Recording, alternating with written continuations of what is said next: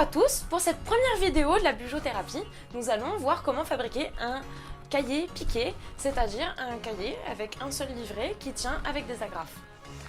Donc pour préparer ce carnet, je vous conseille vivement d'imprimer une dot grid. Je pense que je mettrai le lien sur la description de la vidéo pour générer soi-même une dot grid au format PDF qu'on le souhaite. Donc dans un premier temps, nous allons voir le matériel dont on a besoin pour réaliser ce carnet piqué.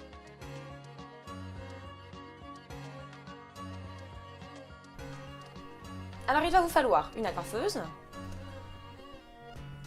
du papier dotted dont je parlais tout à l'heure avec une dot grid. Il va vous falloir un papier rigide imprimé pour décorer votre couverture. Vous pouvez aussi bien imprimer vous-même quelque chose sur ce carnet. Ensuite, il va vous falloir une règle en fer. Bon, moi j'en ai pas, donc du coup j'ai utilisé quelque chose qui servait pour mon étagère.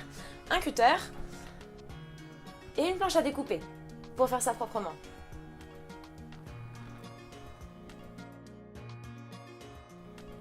Réalisons dans un premier temps le livret.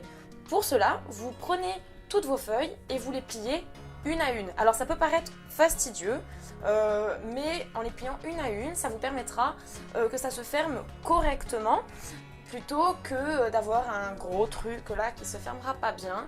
Donc voilà, bon, je vous passe un petit peu, je mets en accéléré cette partie-là qui peut être un peu longue à réaliser. Voilà, donc j'ai mes feuilles maintenant. Je vais assembler le livret, donc pareil, je le mets en accéléré pour que ça soit plus agréable pour vous. Et donc, une fois que vous avez tassé vos feuilles et tout aligné, on va ajouter la couverture. Donc ça, c'est des feuilles que j'ai trouvées à Cultura.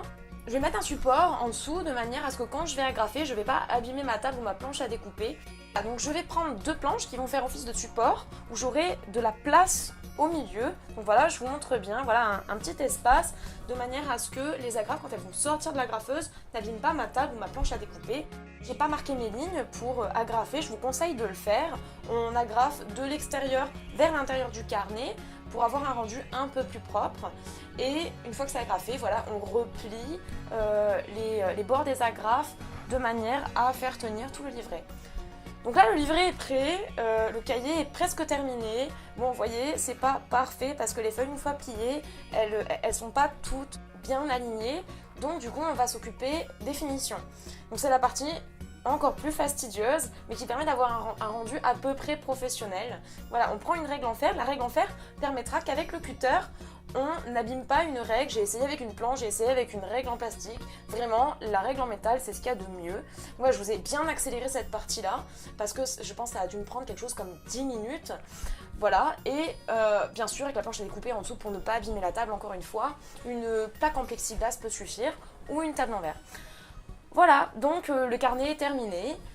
Maintenant, vous n'avez plus qu'à en profiter et commencer votre bugeot. Bon, je suis désolée, j'ai mal cadré, j'ai du mal encore à gérer l'espace avec ce trépied. Mais voilà, donc j'avais marqué un join and start bullet journal. Donc maintenant, à vous d'en profiter. Ça vous a quasiment rien coûté et c'était chouette à réaliser.